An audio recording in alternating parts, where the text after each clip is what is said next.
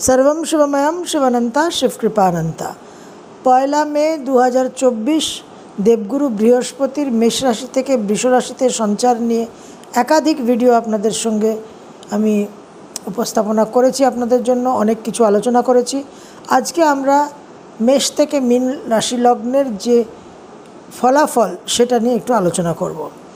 তো আপনাদের বলেছি যে জৈমিনী পদ্ধতিতে যে বিচার হয়, যেটা খুব একটা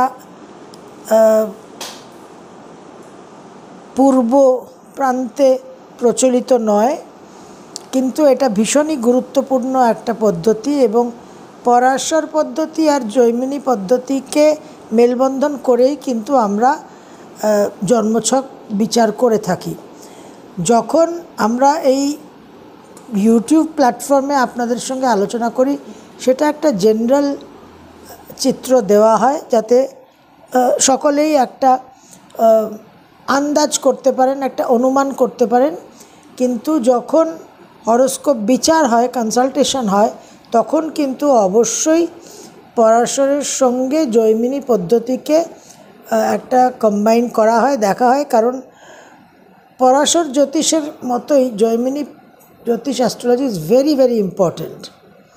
তো অনেকেই অনেক মন্তব্য করেছেন, সায়নদীপ বিশেষ করে মন্তব্য করেছেন। তো এই যে বৃহস্পতির সঞ্চার, এই বৃহস্পতির সঞ্চারে পরাশর মতে মেষলগ্ন মেষ রাশির পঞ্চম সপ্তম নবম স্থানে বৃহস্পতির দৃষ্টি হবে বৃষ থেকে। অর্থাৎ মেষলগ্ন মেষ রাশির জন্য বৃহস্পতি দৃষ্টি প্রদান করবেন আপনাদের ষষ্ঠ, অষ্টম এবং দশমভাবে। এর সঙ্গে আপনাকে অ্যাড করতে হবে জৈমিনী পদ্ধতির দৃষ্টি, যে দৃষ্টিতে বৃহস্পতি আপনাদের চতুর্থ ভাব, সপ্তম ভাব এবং দশম ভাবে দৃষ্টি প্রদান করছে।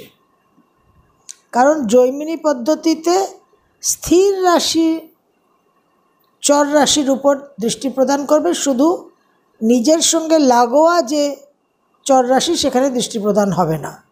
অর্থাৎ স্থির রাশির পূর্ববর্তী যে চর রাশি সেখানে সে দৃষ্টি প্রদান করবে না, বাকি চর রাশিতে সে দৃষ্টি প্রদান করবে।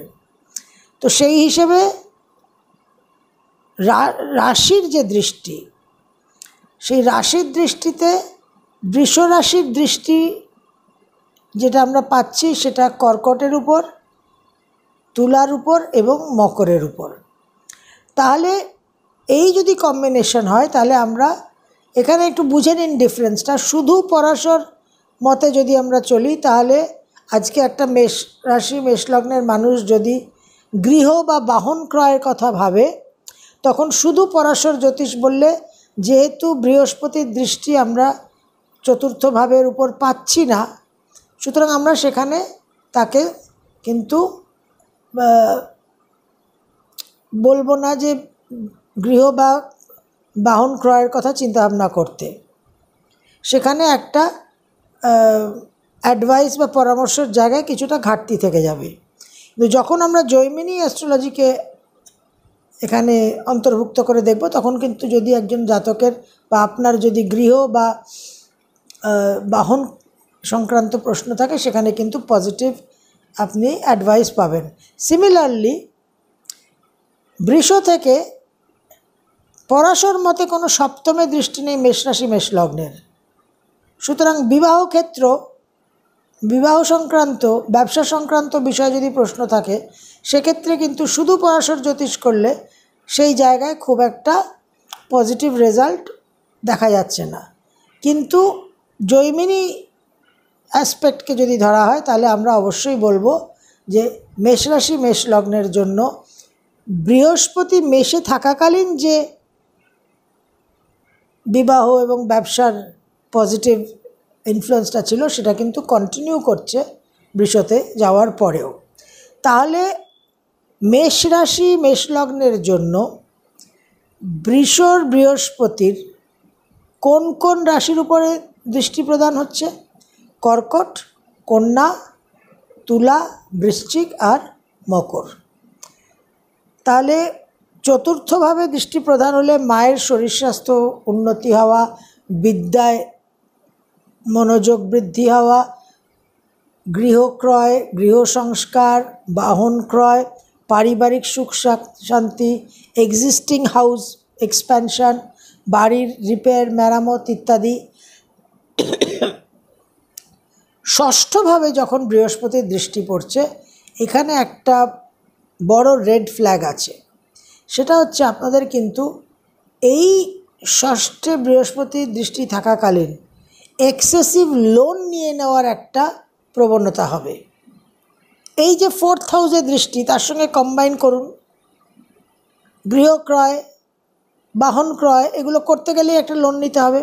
এবার যেহেতু বৃহস্পতি বৃহৎকে রিপ্রেজেন্ট করে, সেটার নেগেটিভ সাইড হচ্ছে অনেক বেশি বড় চিন্তাভাবনা করা এবং সেই জায়গা থেকে অনেক বেশি বাজেট, অনেক বেশি এস্টিমেট করে নিয়ে লোনের মাত্রাটা বৃদ্ধি পাওয়া, যেটা পরবর্তীকালে সামাল দিতে সমস্যা হবে। তো 6th হাউসে বৃহস্পতির দৃষ্টির কারণে আপনাদের কিন্তু এই লোনের দিকটাতে ফিনান্সিয়াল ম্যানেজমেন্টটা খেয়াল রাখতে হবে। হেলথের সমস্যা থাকলে অবশ্যই বৃহস্পতি সেখানে আপনাকে আরোগ্য লাভ, চিকিৎসায় আরও উন্নত মানের উপায়, এইগুলোর ব্যবস্থা করে দেবে। যে কোনো রকম আপনার দক্ষতা, স্কিল আপনি বৃদ্ধি করতে পারেন এই বৃহস্পতির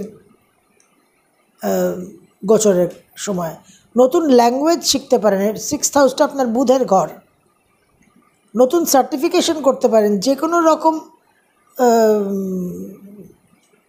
নতুন বিদ্যে অর্জন করা, ভোকেশনাল বিশেষ করে, এই জায়গাগুলো কিন্তু আপনাদের জন্য বিশেষভাবে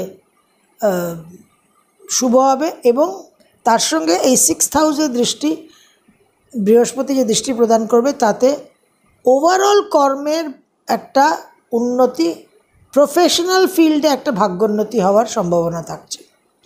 অষ্টমভাবে বৃহস্পতির দৃষ্টি থাকছে, সেটাও কিন্তু আপনাদের প্রফেশনাল ফিল্ডে একটা ইমপ্রুভমেন্ট দেবে। উত্তরাধিকার সূত্রে কিছু প্রপার্টি লাভ হওয়া, কিছু ইনহেরিটেন্স হওয়া।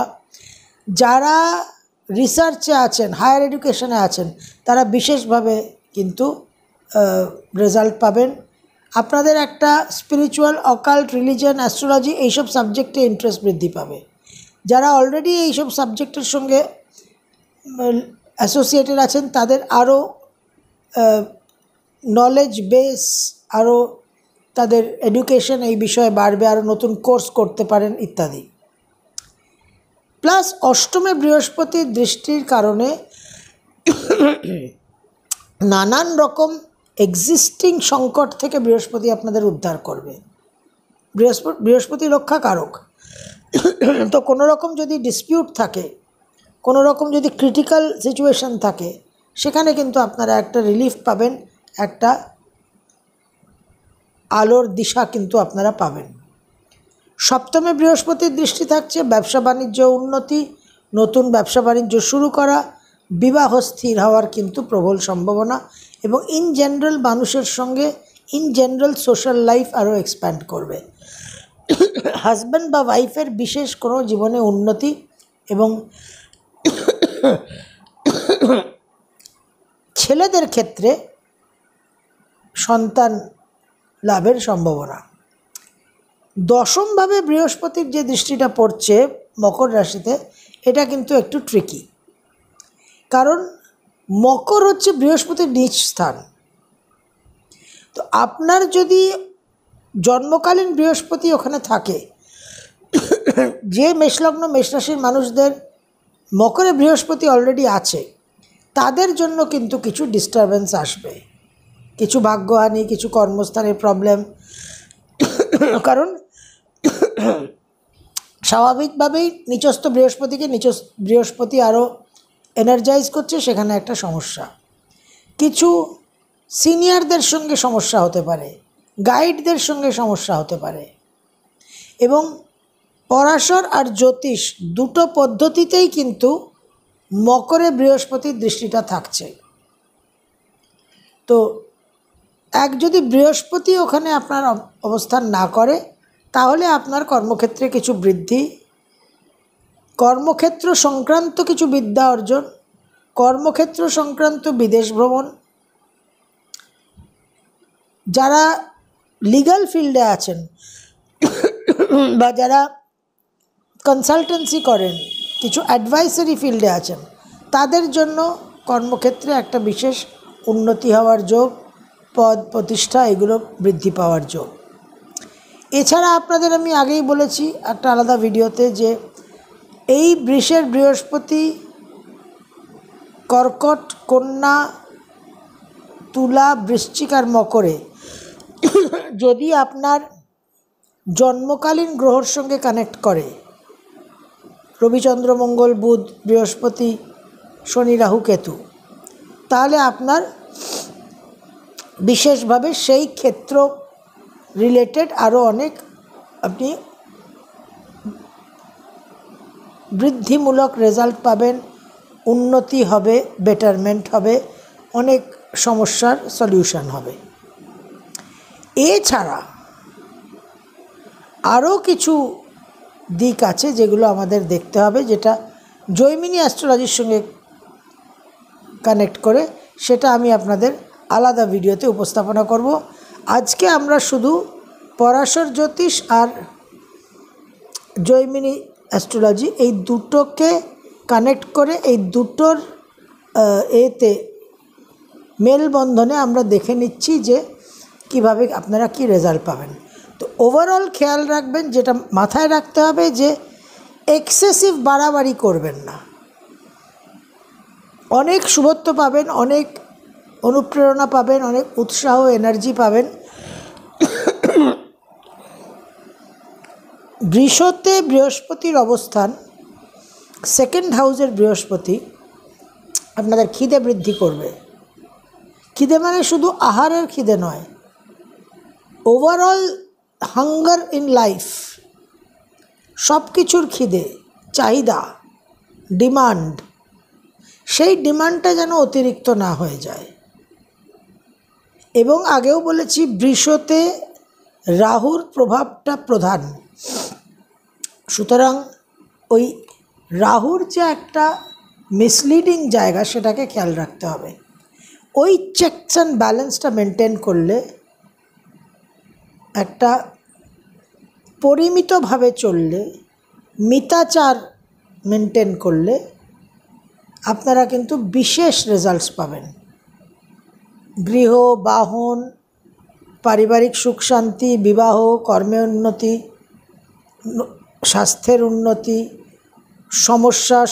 সমস্যার সমাধান, ক্রাইসিসের নিষ্পত্তি, সব দিকে কিন্তু আপনারা বিশেষ শুভফল পাবেন। শুধু এই দিকটা খেয়াল রাখবেন যে অতিরিক্ত বাড়াবাড়ির ওভার ডোজ যেন না হয়ে যায়, লিমিট যেন ক্রস না করে, তাহলে কিন্তু ফাইন্যান্সিয়াল জায়গায় বিশেষভাবে সমস্যায় পড়বেন এক্সেসিভ লোন হয়ে যাওয়ার কারণে।